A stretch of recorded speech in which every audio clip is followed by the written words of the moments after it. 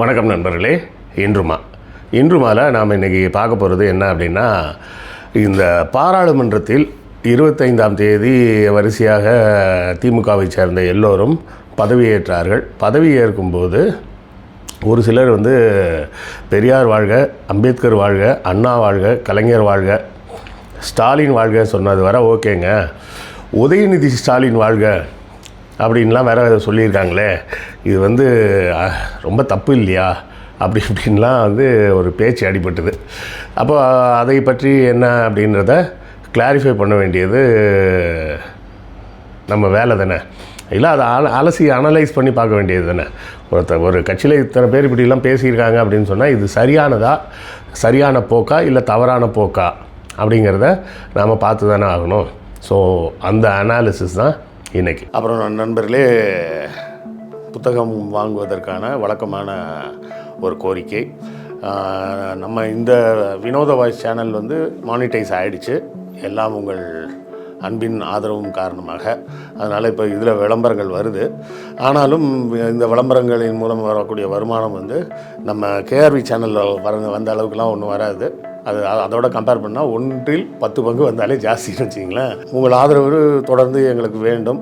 புத்தகங்கள் வாங்கினீங்கன்னா அதை கொண்டு இந்த சேனலை நடத்துவதற்கு இன்னும் கொஞ்சம் சிறப்பாக நடத்தலாம். செய்திகளையும் இன்னும் அழகாக சேகரித்து கொடுக்கலாம். ஸோ இல்லை சார், பணம்லாம் கேட்காதீங்க சார், நம்ம பணம்லாம் கேட்குறது கிடையாது. நம்ம கேட்குறது என்ன கேட்போம், புத்தகங்கள் வாங்கி அதன் மூலமாக வருவாயை வைத்து நடத்துகிறோன்னு தான் சொல்கிறோம். இல்லை சார், புக்கெல்லாம் வாங்குறதுக்கெல்லாம் இப்போதைக்கு முடியாது சார், படிக்கிறதுக்கே எனக்கு நேரம் இல்லை சார் அப்படி இப்படின்னு நிறைய பேர் சொல்லலாம். வெளிநாடு வாழ் மக்கள் நீங்கள் புத்தகங்கள் வாங்கணும்னா முடிஞ்ச நேரம் வாங்கினாலும் வாங்குங்க. இல்லை வேண்டாம் அப்படின்னா அமேசான்லேருந்து கிண்டில் வெர்ஷனே நீங்கள் எடுத்து படிச்சுக்கலாம். பாபர் நாமா வர உள்ள எல்லா புத்தகங்களும் அமேசான் கிண்டிலில் கூட இருக்குது. இது எல்லாம் எதுவுமே முடியாதுன்னா கூட இந்த வீடியோக்களை ஷேர் பண்ணுங்கள். ஷேர் பண்ணாலே அதுவும் ஒரு வகையால் ஆதரவு தான். லைக் போடுங்க, கமெண்ட் போடுங்க, எல்லாமே ஆதரவு தான். ஸோ ஏதாவது ஒரு வகையில் எங்கள் சேனலுக்கு தொடர்ந்து உங்கள் ஆதரவை கொடுத்து கொண்டே இருங்க.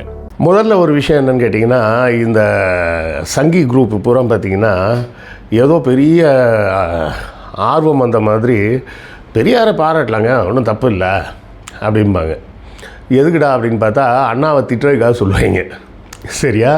அதே போலவே பார்த்திங்கன்னா அண்ணா ஓகேங்க அப்படிம்பாங்க. எதுக்கு அப்படின்னு பார்த்திங்கன்னா கலைஞரை திட்டுறதுக்கு. இப்போது கலைஞர் ஓகேங்கன்னு சொல்கிற அளவுக்கும் வந்துட்டாங்க. எதுக்காக? ஸ்டாலினை திட்டுறதுக்கு. இப்போ அதையும் தாண்டி எங்கே வந்துட்டாங்க, ஸ்டாலின் கூட ஓகேங்க அப்படின்ட்டாங்க. எதுக்கு?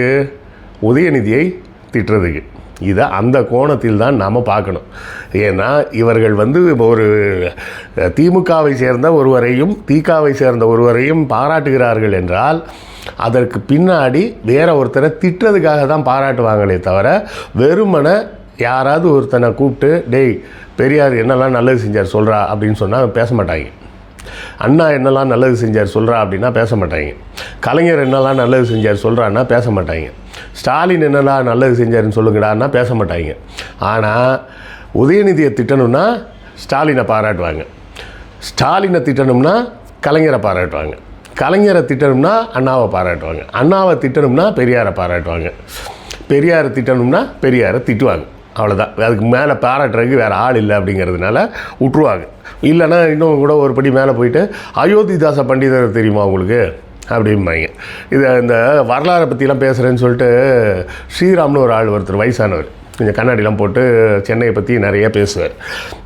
அவர் அது சென்னை வரலாற்றை பற்றிய அந்த அறிவை நம்ம குறைச்சலாம் மதிப்பிடலை, அதை மட்டம் தட்டியும் பேசலை.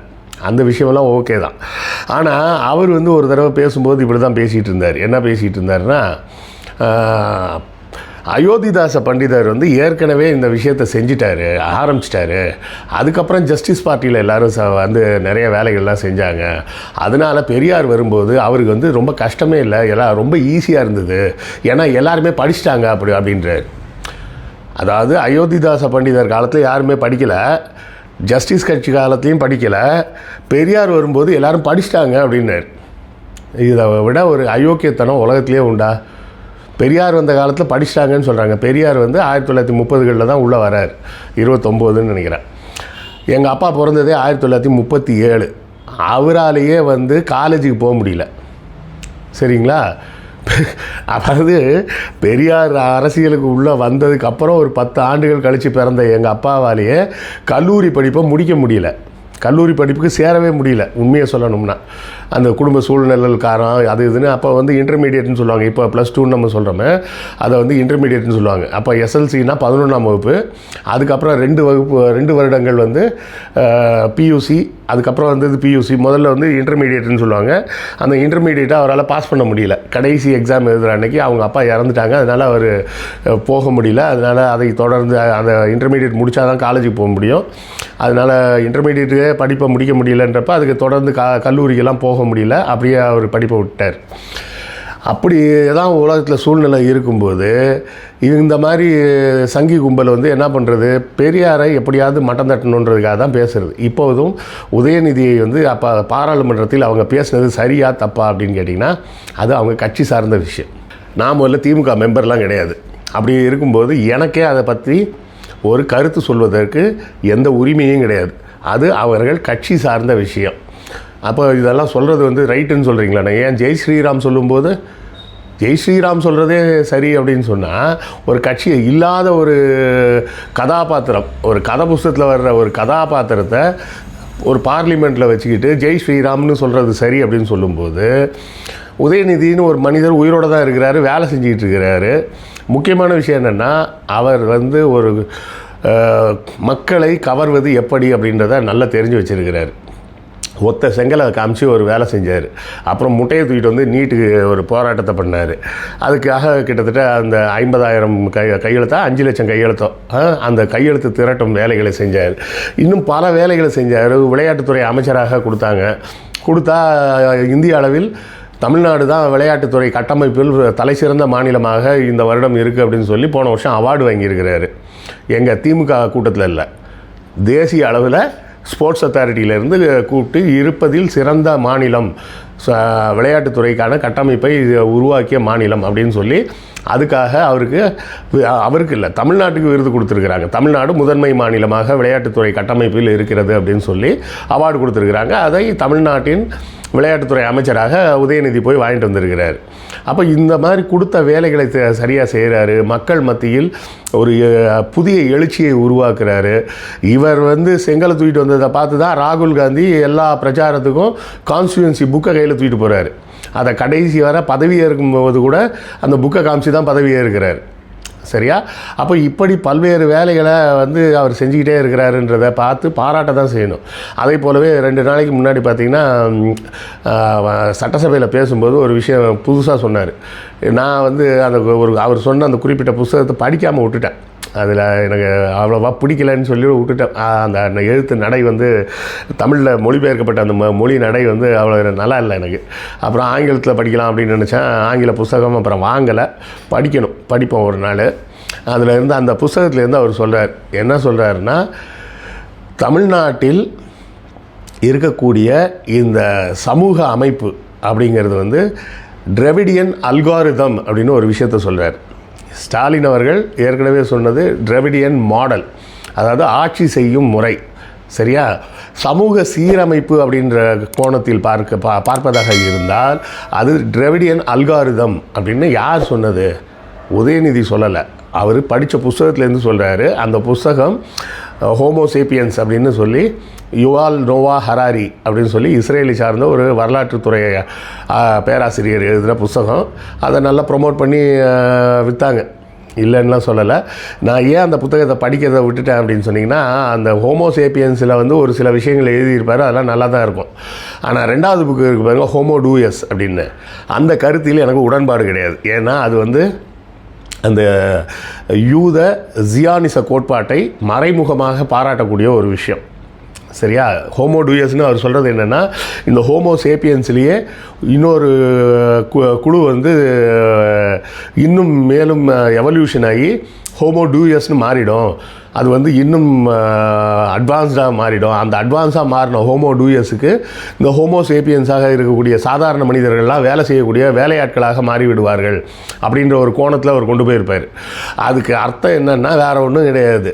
இவங்க ஜியானிசம் கொள்கையில் சொல்லக்கூடிய யூதர்கள் தான் உயர்ந்த இனம், மற்ற இனங்கள் பூரா அந்த யூத இனத்துக்கு அடிமை வேலை செய்வதற்காக கடவுளால் படைக்கப்பட்டவர்கள் அப்படின்னு சொல்கிறாங்களே, அதை வந்து கொஞ்சம் பூசி மொழிகி வேறு மாதிரி அவர் எழுதி வச்சுருப்பார். சரியா? அதனால் எனக்கு அந்த கோட்பாட்டில் விருப்பம் இல்லை, ஏற்பு இல்லை. அப்படிங்கிறதுனால நான் அதை தொடர்ந்து படிக்கலை. ஆனால் படித்து ஆகணும். எதிரியின் கருத்துக்களையும் நம்ம படித்து தானே ஆகணும். அப்போ அதை படிக்காமல் இருக்கக்கூடாது, படிக்கணும். விரைவில் படிச்சுட்டு அந்த புத்தகத்தை பற்றியும் நான் உங்கள்கிட்ட பேசுகிறேன். அப்போ இந்த கோட்பாடு அவர் சொல்கிறது என்ன கோட்பாடு அப்படின்னா, டிராவிடியன் அல்காரிதம் அப்படின்றாங்க. அல்காரிதம்னா என்ன அர்த்தம்? ஸ்டெப்பாக ஒரு விஷயத்தை சால்வ் பண்ணுறது, ஒரு ப்ராப்ளத்தை சால்வ் பண்ணுறதுக்கு ஸ்டெப்பாக ஒரு வழிமுறையை கண்டுபிடிப்பதுக்கு தான் பேர் அல்காரிதம்னு பேர். இந்த அல்காரிதம்ன்ற வேர்டு வந்து ஆங்கில வார்த்தையான்னு கேட்டால் ஆங்கில வார்த்தை கிடையாது, லத்தீன் வார்த்தை. லத்தீன் வார்த்தை தானா அப்படின்னு கேட்டிங்கன்னா லத்தீன் வார்த்தையும் கிடையாது. அதோட மூலச்சொல் வந்து இதில் இருக்குது, அரபு சொல்லேருந்து வருது. அல் அப்படின்னு எது ஆரம்பித்தாலும் ஆங்கில வார்த்தையாக நீங்கள் பார்க்கக்கூடிய வார்த்தைகளில் ஏஎல் அப்படின்னு சொல்லி ஆரம்பிச்சதுனாலே அந்த வார்த்தைகள் பூராமே பெரும்பாலும் அரபு சொற்கள் தான். இது வந்து நம்மளுடைய இஸ்லாமிய பொற்காலம் அப்படின்ற அந்த ஒரு பிளேலிஸ்ட்டில் ஏற்கனவே நம்ம சொல்லியிருப்போம். அது பார்க்காதவர்கள் அதில் பாருங்கள், தெரியும். அதில் வந்து அல் கராஷ்மி அப்படின்னு சொல்லி ஒருத்தர், இந்த அல்ஜிப்ரான்னு சொல்கிறாங்களே, அதுக்கான புத்தகத்தை எழுதியவர். அல்ஜிபர் வா முகாபுலா அப்படின்னு சொல்லி ஒரு புத்தகம். அந்த அரபு புத்தகத்தை எடுத்து தான் அல்ஜிப்ராவோட கோட்பாடுகளை, இன்றைய கோட்பாடுகளை நம்ம பயன்படுத்திக்கிட்டு இருக்கிறோம். இந்த புத்தகம் எழுதப்பட்டது கிபி 8ஆம் நூற்றாண்டிலேயே எழுதப்பட்டு விட்டது. கிபி 8ஆம் நூற்றாண்டிலேயே அரபு தேசத்தை சேர்ந்தவர்கள், அந்த இஸ்லாமிய கணிதவியலாளர்கள் அல்ஜிப்ரா இது எல்லாத்தையுமே அப்போவே கண்டுபிடிச்சிட்டாங்க. சரி, அது இன்னொரு தலைப்பு, இன்னொரு நாள் பேசுவோம். இந்த அல் கொராஷ்மியிலேருந்து வந்தது தான் அல்காரிதம்ன்ற லத்தீன் சொல். அந்த லத்தீன் சொல் அப்படியே ஆங்கிலத்திலும் கையாளப்படுகிறது. அந்த வார்த்தையை தான் இவர் வந்து பயன்படுத்துகிறார். அல்காரிதம்னா என்ன? ஸ்டெப் பை ஸ்டெப்பாக ஒரு ப்ராப்ளத்தை சால்வ் பண்ணுறது. என்ன சால்வ் பண்ணுறது? தமிழ்நாட்டில், அதாவது இந்தியாவில் முக்கியமான பிரச்சனை வர்க்க பிரச்சனையா, சாதிய பிரச்சனையா, கேஸ்டா, க்ரீடா, கிளாஸ் அப்படின்னு சொல்கிறாங்கல்ல, அப்பர் கிளாஸ், லோயர் கிளாஸ், அதாவது ஏழைகள் பணக்காரர்கள் அப்படின்றது தான் முக்கிய பிரச்சனையா, சாதி தான் பிரச்சனையா அப்படின்னு பார்த்தீங்கன்னா வர்க்க தான் முக்கியமான பிரச்சனை. வர்க்க பிரச்சனையை வந்து எப்போ வேணால் சரி பண்ண முடியும். ஒருத்தன் படிச்சானாலே அவனுக்கு வந்து வர்க்கத்தோட நிலையில் மேலே வந்துட முடியும். ஆனால் சாதியில் அவன் எந்த காலத்துலையும் மாற முடியாது. அப்போ இந்த பெரியார் மாடல்னு சொல்லக்கூடிய, இந்த திராவிட மாடல்னு சொல்லக்கூடிய இந்த டிராவிடியன் அல்காரிதம் வந்து இந்த சாதி பிரச்சனையை எப்படி அணுகுகிறது? இல்லை பெரியார் எப்படி அணுகினார்? சாதியை ஒழிக்க வேண்டும். சாதியை ஒழிக்கணும்னா எதை நேரடியாக ஒழிக்க முடியல. ஏன் அப்படின்னு பார்த்தா சாதியை பற்றி வேதங்களில் சொல்லப்பட்டிருக்கு அப்படின்னு வருது. அப்போ சாதியை ஒழிக்கணும்னா அதுக்கு முன்னாடி முதல்ல வேதங்களை ஒழிக்கணும். அப்போ வேதங்களை ஒழிக்கணும் அப்படின்னு பார்த்தா வேதம் வந்து மதத்தோடு சம்மந்தப்பட்டிருக்கு. அப்போ மதத்தை ஒழிச்சா தான் வேதத்தை ஒழிக்க முடியும், அப்புறம் தான் வந்து சாதியை ஒழிக்க முடியும். அப்போ மதத்தை ஒழிக்கணும்னா என்ன பண்ண வேண்டியிருக்கு? கடவுளையும் ஒழிக்க வேண்டியிருக்கு. அப்போ கடவுள் இல்லைன்னு சொன்னால் தான் மதம் இல்லைன்னு ஆகும், மதம் இல்லைன்னு ஆனால் தான் வேதம் இல்லைன்னு ஆகும், வேதம் இல்லைன்னு ஆனால் தான் சாதி இல்லைன்னு ஆகும்.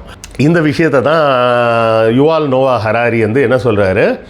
அவர் வந்து தமிழ் அல்காரிதம்னு சொல்லலை, டிராவிடியன் அல்காரிதம் அப்படின்னு சொல்லி அவர் எழுதி வச்சிருக்கிறார். சரி, நமக்கு பிடிக்காதவர் நமக்கு பிடிச்ச விஷயத்தை எழுதியிருக்காருன்றதுக்காக நம்ம சொல்கிறோம் அப்படின்னு கிடையாது. ஹோமோடூயஸ் மீது நமக்கு ஏற்பு கிடையாது. ஆனால் இந்த டிராவிடியன் அல்காரிதம்னு அவர் சொன்ன விஷயம் உண்மையிலே கரெக்டான விஷயந்தான். ஏன்னா பெரியார்கிட்ட கேட்கும்போது அவர் இப்படி தான் சொன்னார். அவர் வந்து அதாவது மேற்கத்திய நாடுகள்லாம் பார்த்திங்கன்னா ஏத்திசம் அப்படின்னு சொல்லக்கூடிய இந்த நாத்திகவாதம் அப்படிங்கிறது அறிவுத்தளத்தில் பேசக்கூடிய ஒரு விஷயம்.